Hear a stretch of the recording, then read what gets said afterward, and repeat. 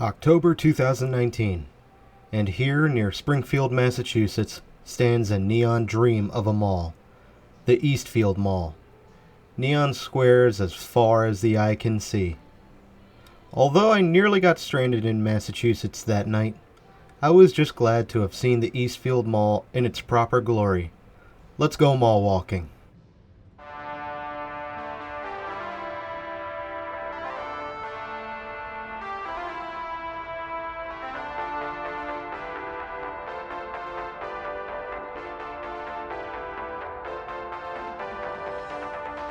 Eastfield Mall's story begins in 1967, opening its doors with three anchor stores: Forbes & Wallace, Steigers, and Sears.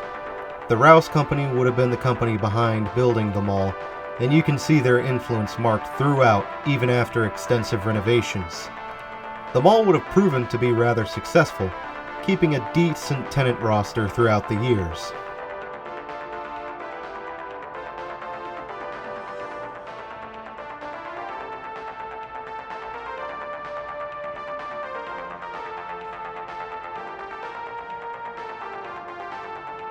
The anchors, however, would have seen a fair amount of musical chairs occur.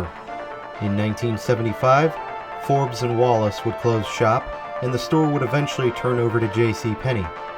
This would be the only real change to speak of at this time, as the mall continued on with little incident. Although things would really pick up in the 90s, with 1994, Steigers would get acquired by the May department stores, and the space at the Eastfield Mall would get replaced by Filene's nameplate.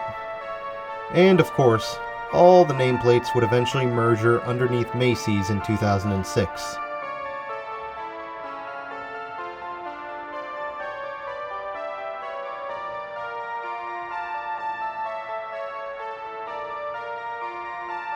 In the year 2000, Showcase Cinemas would arrive to the scene, building a mighty 16-screen movie theater, and would turn over to Cinemark in 2006.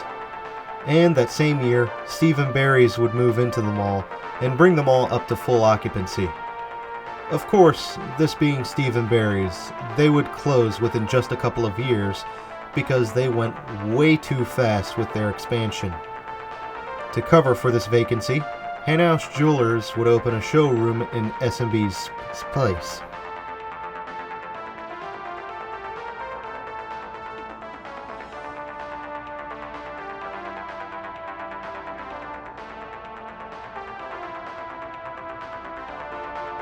If you don't mind me deviating from the history for a moment, this center court does have a fountain, although you can probably see that it's covered over. This fountain is not operational very often, and best I can tell is only seen operational late spring and summer. Otherwise, it's often covered up and used as a platform for displays for, say, Christmas or Halloween.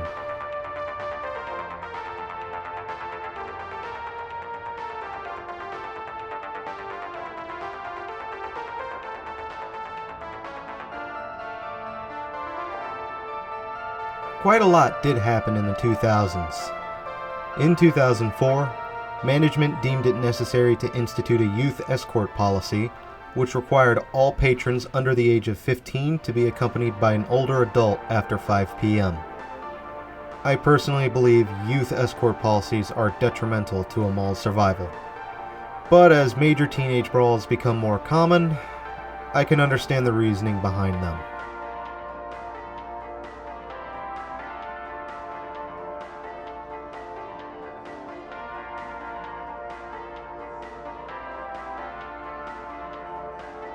Meanwhile, JCPenney would downgrade to an outlet store concept and eventually close in 2011 as JCPenney opted to depart the outlet model.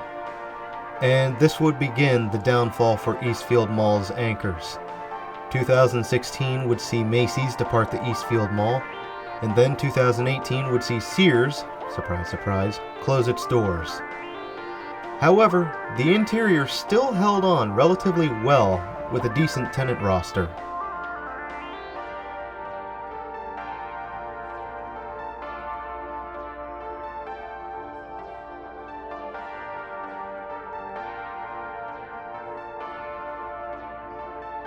2019 would see the biggest tragedy of all. Did you want to see the neon for yourself? If you haven't already, you're too late, as 90% of all the neon inside the mall would be removed and replaced by large LED fixtures.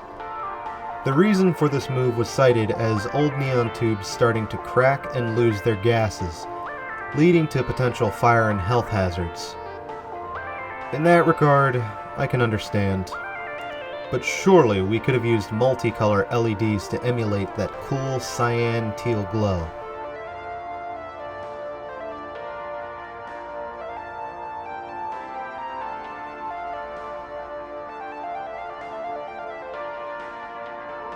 Enter today, and the Eastfield Mall is still going with a decent number of tenants still holding on at the mall. Old Navy still operates as a junior anchor, and the food court is still occupied. However, with no anchors and a now shuttered movie theater, management at Eastfield will have to get cracking if they want to keep the mall alive. I can only wish them the best in the future.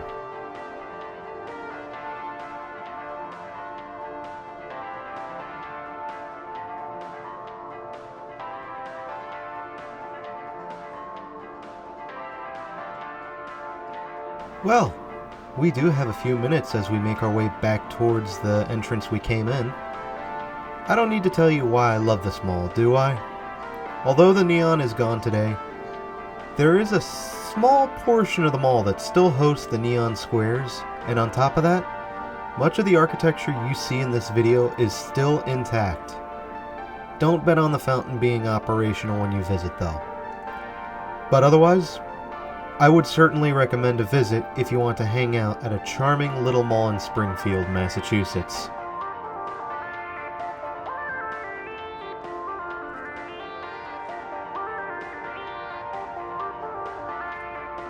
Alright, there are a couple of stories worth mentioning at this mall.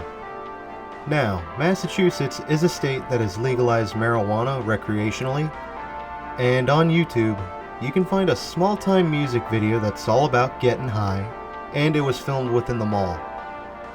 I don't recommend getting high in public though. You should still be a functioning adult until you get home or to a bar. And another thing, unless you live in a legal state, I don't condone the consumption of illegal substances. However, with that in mind, I do believe that we should shake off the stigma surrounding cannabis and move towards legalizing the plant for medicinal and recreational use. Come on, it's the 2020s now. Let's make something happen.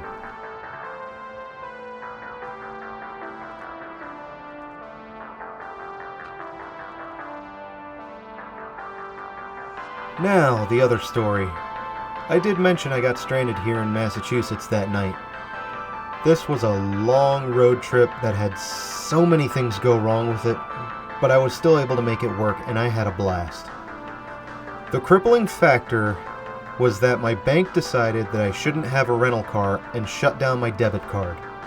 And I had to figure this out the hard way, first when buying the car and then trying to pay for my hotel later in the night. To add insult to injury, my credit card was completely used up, and my bank wouldn't let me pay it off. So I had to pull some strings just to stay the night at that hotel, and then I had to chew my bank out on the phone the next morning. Nonetheless, I was still able to pull through and deliver some great stuff for you, the viewer, and a little something for myself.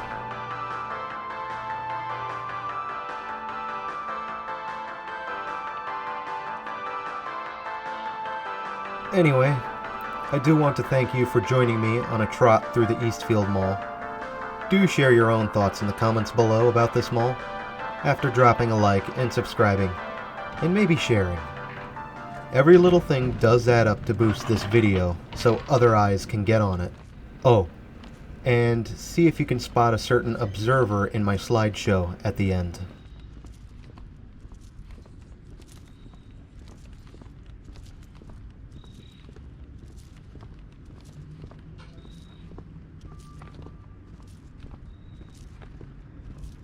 Thanks for having me, Springfield, Massachusetts. And until next time, this is Doomie Grunt, wishing you and the Eastfield Mall Farewell, and good luck in this mad, mad, mad world.